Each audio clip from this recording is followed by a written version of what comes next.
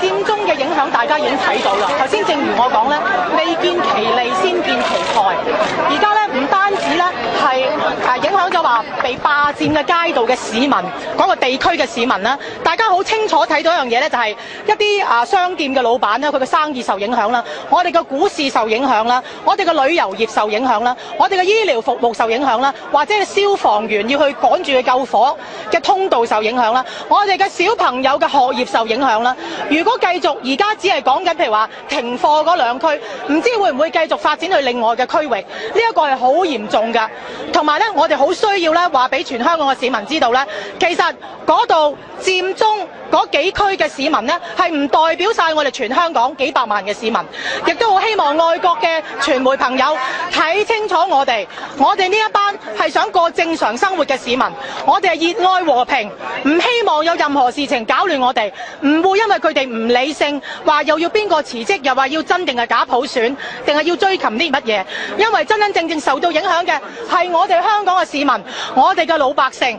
如果有任何嘅悲劇發生，而引致到有傷亡嘅數字，呢個係我哋最唔想見到嘅局面，亦都唔希望真係會發生。但係大家睇下呢個情況，如果繼續持續嘅話，唔係淨係影響緊冇生意做，條路去唔到，返唔到工，冇學返，病人失救，又或者任何嘅情形之下都有可能發生。我覺得當日佔中三子講過，話如果情況失控，佢就會即刻叫停。而家已經係影響緊我哋任何一個市民嘅生活啦。請問佢仲要幾時收手？最近我收到好多家長、好多普通朋友嘅詢問就係：When will it be stopped？ 幾時會停止？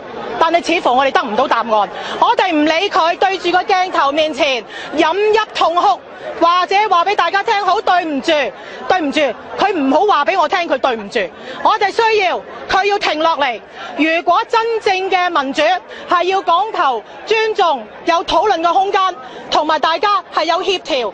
而家我相信係隨時係有協調嘅空間，唔好因為佢哋自己覺得睇唔順眼邊個領導人，就要叫佢落場，叫佢辭職。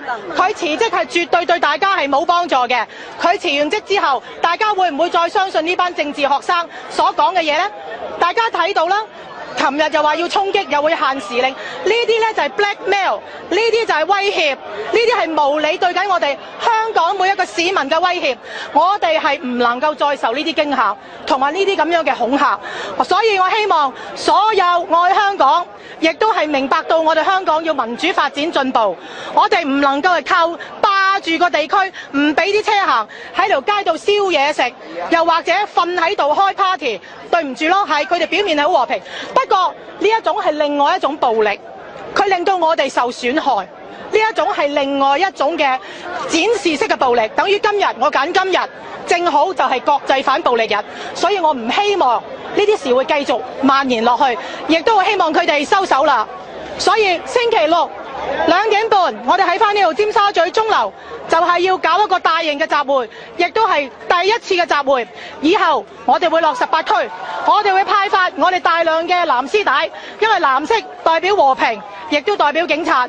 我哋支持警察之餘，我哋熱愛和平，我哋唔想見到任何人有犧牲，或者為咗呢件事係引致到影響佢嘅生活。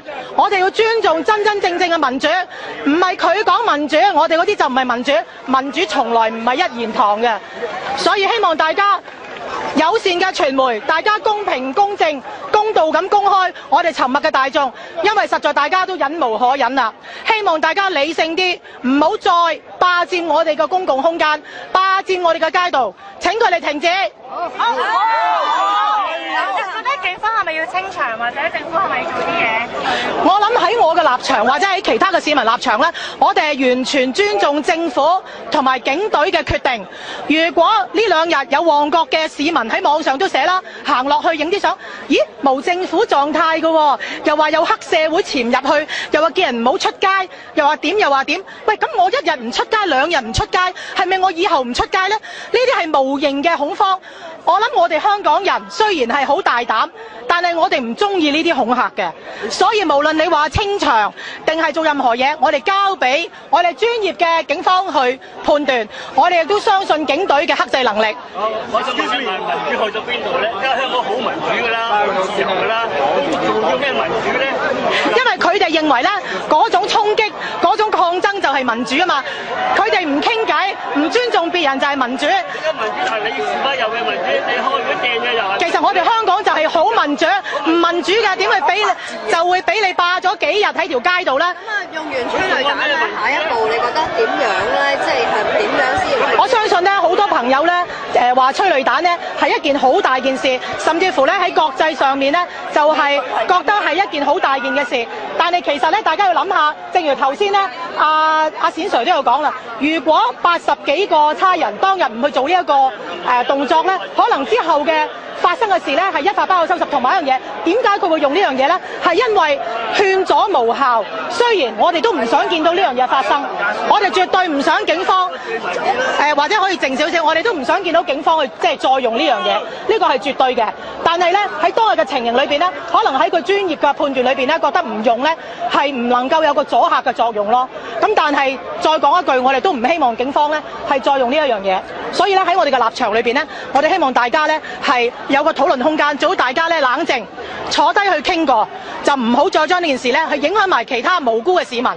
就傳媒話今次係最文明嘅示威嚟嘅喎，咁你點睇啊？即係從你哋頭先嗰一步嘅。佢文明嘅示威，首先第一樣嘢搞清楚就係佢喺條街度咧，其實佢霸咗人哋嗰條街咧，已經係一個阻住人哋生活同埋正常生活嘅人。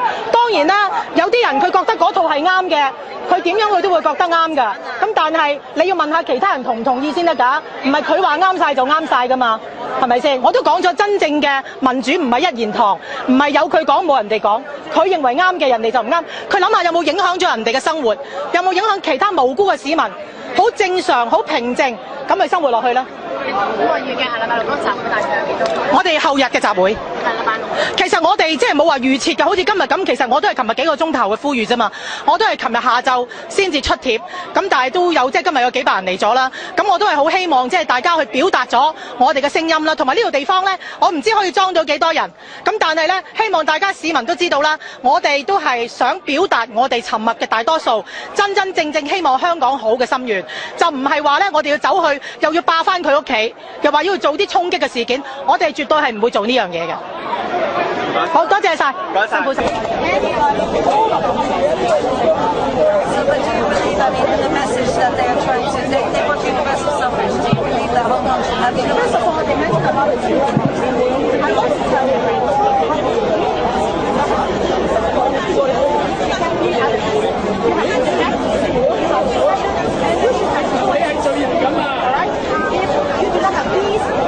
Tear gas and violence on Sunday. So how do you feel about what happened on Sunday? Well, actually, I noticed that you were asking this question.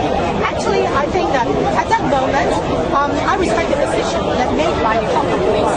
I think they are very professional. But of course, I don't want to see these things happening. All right? We're not trying to judge this, okay?